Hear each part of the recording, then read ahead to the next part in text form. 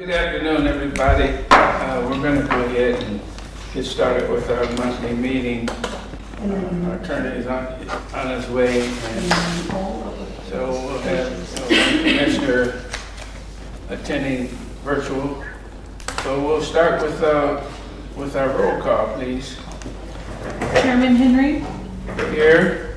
Vice Chair Parks, Present. Commissioner Obachowski, here. Commissioner McFarland, Here. Commissioner Turnbull, Present. Commissioner Salin. Here. I want to give a shout out to Commissioner Salin. We're happy that you're with us today, and thanks for zooming in. We're hoping that you're coming along really, really well, fast recovery and everything. So can you give us a quick update on your progress? Doing very well. I'll be out of the hospital tomorrow. They're moving me out of here to do tomorrow. And really, I have very few restrictions. I broke 18 bones in my car accident, but none of them are severe. The worst is broken ankle and 3 broken fingers. So I can't put weight on my right ankle, and I can't put weight on my left hand. But other than that, God has blessed me, and everything's good. Amen. Thank you so much. Okay, moving right along this afternoon, we need to have approval for our agenda. I move that we approve the agenda. Second. It's been properly moved and second roll call. Chairman Henry, Yes. Vice Chair Parks, Yes. Commissioner Obachowski, yes. Commissioner McFarland, Yes. Commissioner Turnbull, Yes. Commissioner Salin. Yes. Okay. Are there any public comments on agenda items only? Hearing none, we'll move to the next item of business. We need approval of the minutes from January 25th, 2024. So moved. Second. We probably move in second roll call. Chairman Henry, Yes. Vice Chair Parks, Yes. Commissioner Obachowski, yes. Commissioner McFarland, Yes. Commissioner Turnbull, Yes. Commissioner Salin. Yes. Okay. Under item 5, new business. We already talked about that. Okay. We have a resolution 2024, 2 small area fair market rent. So Jennifer's going to come up and explain it. We briefly talked about the small area FMRs a few sessions ago, but we are updating the MTW plan to do a test trial, if you will, of about 50 vouchers or so to see how the small area FMRs will be applied. We want to try with a small focus group first to see how effective it'll be to implement, and then kind of based off that success, then we'll be looking to implement small area FMRs moving forward across the board. So that's just a minor revision. It's just to start with a smaller focus group, see how those rents work out before we apply it to the full program. Thank you. Can I ask you a question? Can you just remind us, how is it different? So the small area FMRs essentially are based off of zip code. HUD publishes them, and so they kind of already do the background research for us. What we're using now are prisms, and they're based off of census tracts. They're not quite as updated based off of our review when it comes to rent determination. Okay. They're coming in a little bit lower than the small area FMRs, and so in an effort to allow our voucher holders to be more competitive, we want to implement the small area FMRs to increase what we can pay for their rents. Got it, I remember you saying that now, thank you. Okay.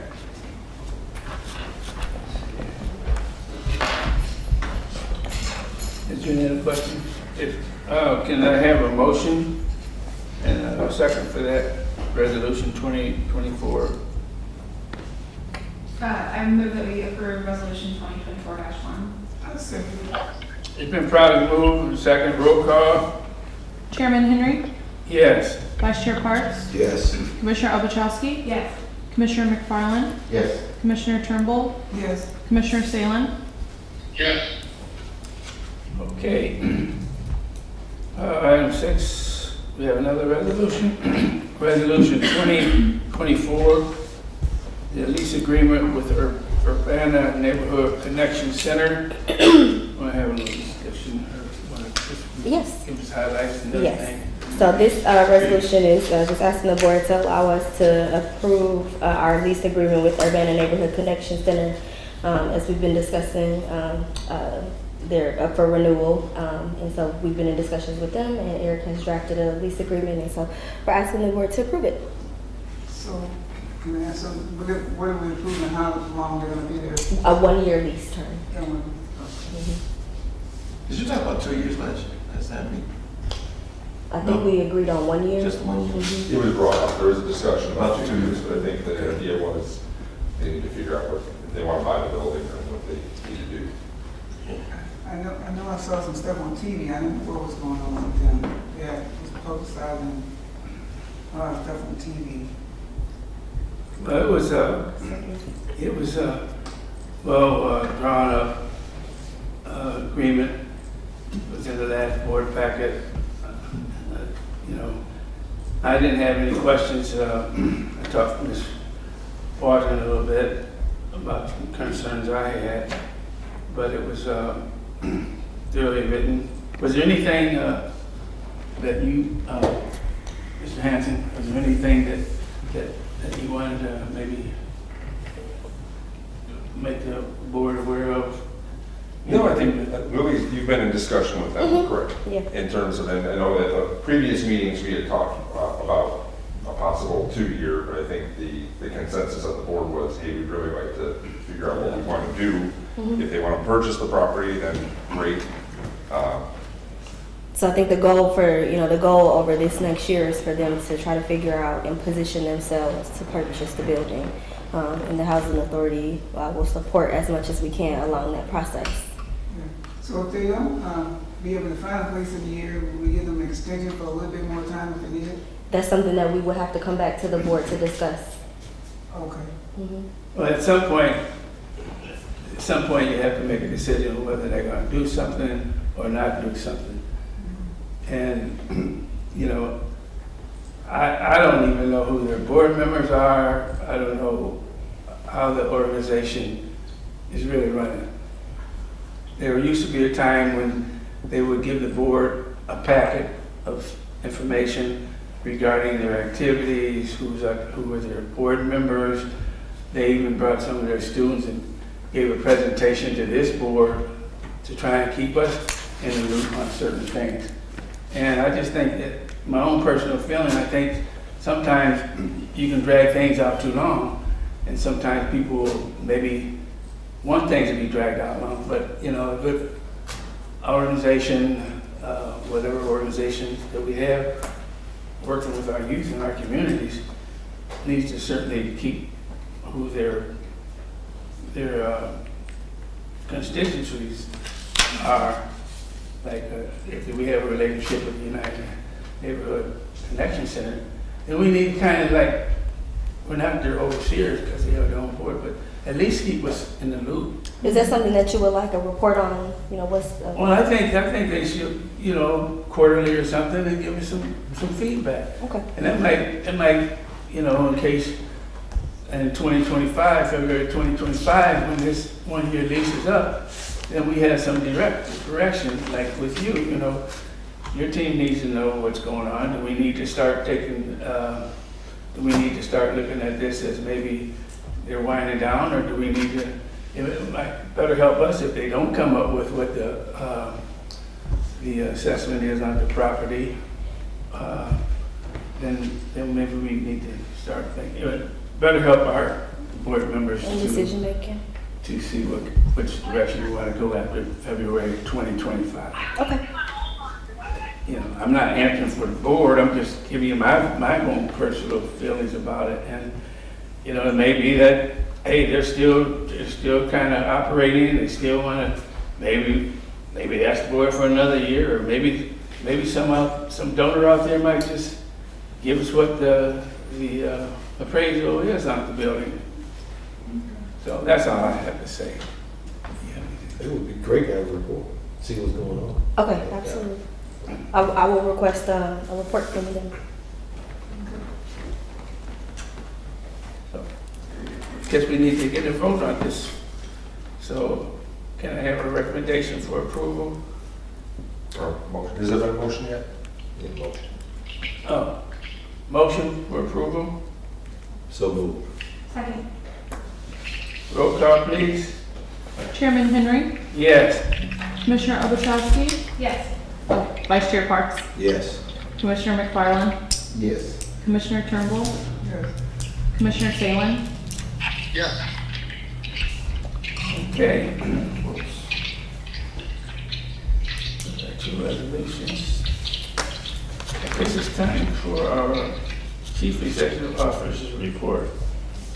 We always look forward to that report because it's always a lot of important and activity that's going on in that month, and we look forward to what you have to bring us this month. Thank you, Dr. Henry. So we'll start by our champion of the month, who is Jessica Delap. And she's not here because she is working. She's doing a briefing, so she's doing what we need her to be doing. And so Robin, our supervisor, could you, against your will, come up and... I said, well, since Jessica's not going to be here, do I have to give it a no? And I said yes. Shouldn't have asked the question. Yeah, Jessica's actually doing an excellent job at for the Housing Authority. She's worked very, very hard cleaning up Washington Square. The residents there now feel safe. They don't mind coming out of the apartments at night, you know, they're enjoying the common areas. We have a lot of vacants over there, but the maintenance are turning them over, so Jessica's working very hard to getting new people in there and getting it leased up again, so she's doing a great job. Thank you. All right. Also, we were awarded the FSS grant. We got a notification of that. It says $15,000, but it was $115,000, I believe. So we did receive that award to continue on with our FSS program and our SHIFT initiative. And thank you to Senator Paul Faraci and our state rep Nikki Brzezinski. They did sponsor a makeup graduation dinner for our youth build graduates, and so we hosted that at Neal Street Blues, and it was a really nice chance to celebrate with our grads who got their graduations ruined by that unfortunate incident. And so their families came out. I think we allowed them to have one guest, and altogether I think we had about 50 or so people, and so we just got another chance to celebrate with them, so it was really nice.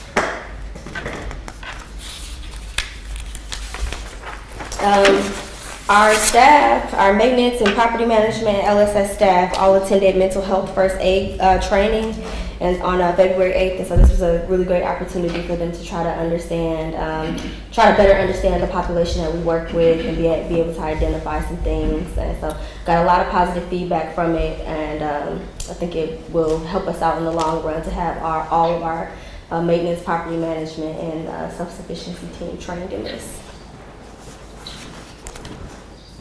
Our HCV team hosted a landlord luncheon. So they've been doing this on a monthly basis, and they are really starting to get some great traction. I think there was over 30 landlords present, so they were able to bring out numbers that we had not seen in landlords. And so that was pretty cool. And just as we're continuing to engage with landlords to try to get some of these vouchers leased up, it's been very impactful to have these ongoing sessions with landlords.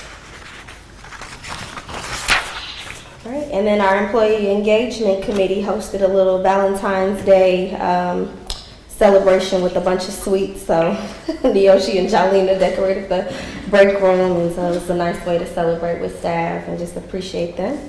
And there was cookies and a bunch of sweet stuff in there.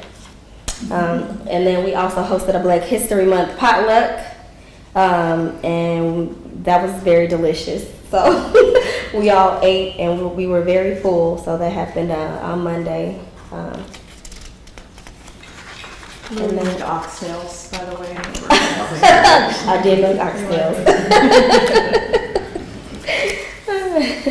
And then We also hosted a dine and dialogue with the executive director, where we went out to Steer Place. Commissioner Turnbull was present with us as well. And we went out to Steer Place. So we tried to engage with the residents, give them some information on the upcoming renovation. I know there have been a lot of rumors about what potentially could be happening, so I really tried to dispel some of those rumors and then give them an open floor to kind of discuss some of their concerns and issues. And so I think that went very well, and we got a lot of positive feedback, a lot of good things to go back and make some positive changes for the residents at Steer Place. And then the last thing that I have is Youth Build started their mental toughness. So they have 54 students. They started the week with 54 students. As of right now, they're going to end the week with about 45. But by the end of next week, they will have dwindled it down to about 15 students. And we do give a little wiggle room, so they could potentially go up to maybe 18 or 20. But the target is to only accept 15 in this spring cohort. And so again, it just shows, the huge need for the program in the community. And I got the chance to talk to some of the young people earlier this week, and they were excited to be here, and it was just a really cool opportunity to speak with them. A lot of people in this group, they're in the older age range, so around 17, 18, and then up to 24. They tried to steer away from like that 16 age group, because what we find is, when they're 16 and we accept them into the program, once they graduate, we're really not doing them, we're doing them a disservice to just have them graduate the program and then not really have very many placement options for you at 16. And so we're really trying to steer away from that group, unless there's, they're justice involved, or they have been completely expelled from school and have been given referrals to the program. Outside of that, we'll be focusing on an older group for the next several cohorts. How many students showed up for the interview process? For the interview process, they interviewed about 75 students. Yeah, they did. And then the first day of class will be March 18th. So we'll be looking forward to that. And that's all I have. Okay, thank you very much for that. Next, one quick question. After your graduation and your placement in the institute, how many of those who graduate actually get employed? So we are, I would say, probably around, I don't want to give you a number that's not accurate, but my best guess would be somewhere around 70% of them we're able to place.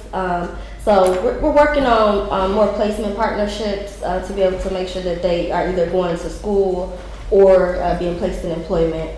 So, but it's around, I want to say around 70% right now that are placed, or that we're able to track are placed. Because some of them may work jobs here or there, but I wouldn't say that our data is the absolute best on tracking placement, and so we just sharpen up in that area.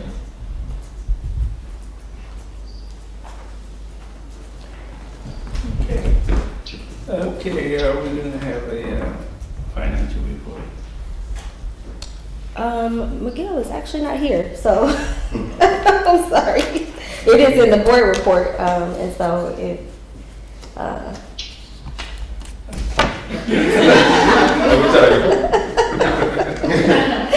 He's not here. Okay, so. Did any board members have any questions about anything in the financial report? Okay. All right, well, do we want to go ahead and approve the financial report? I went through that. Okay, I'm good. sure everybody else did. I didn't see anything outstanding that we needed to discuss other than the regular, what I encountered was the regular payments to the students and the regular bills that were paid on a monthly basis. Nothing jumped out at me. So if no other commissioners had any, wanted to ask any particular question, then we will go ahead and make a recommendation for approval of the financial reports and cash disbursements for January 2024 and the actual January 24 budget. So could I get a motion? So moved. It's been properly moved and second. Roll call. Chairman Henry. Yes. Vice Chair Parks. Yes. Commissioner Obuchowski. Yes. Commissioner McFarland. Yes. Commissioner Turnbull. Yes. Commissioner Salin. Yes. Okay. Well, we're moving right along this afternoon. It happens when things are running good for you and you've got good leadership at the top all the way to the, not the bottom, but all the way from the top to the person that carries out the other responsibilities. Came by the other day, shoveling some snow, putting ice down, making sure everybody's safe to be able to walk, to move around. So, is there any public comments on non-agenda items? Hearing none. Is there any need for closed session tonight? We do. And actually, before we go into closed session, just to advise the board, I apologize that the last meeting, I was going to send out the evaluations for all of you. For Lily, I'm sure she's very disappointed about that. I will get those out tomorrow to circulate. I will probably get them to the Lily assistant there, and she can get them out there, because I don't think I have everybody's email addresses, so just to make sure that we're all on the same page. All right. Just want to look back, so my apologies. Sorry, Lily, I know you. So. Thank you. Okay, well, we'll prepare for our closed session. And that Will you is taking it. any action on anything or what?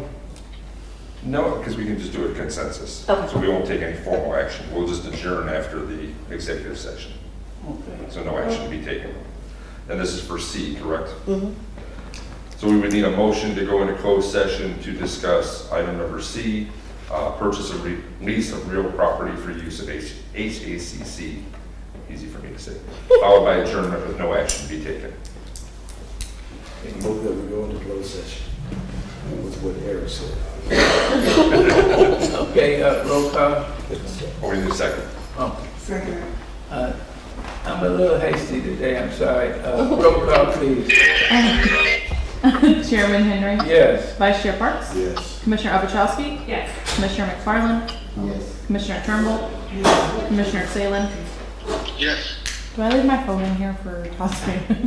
I'm calling on my phone. All right, Todd, Lily will be calling you. Okay, great. Mm-hmm.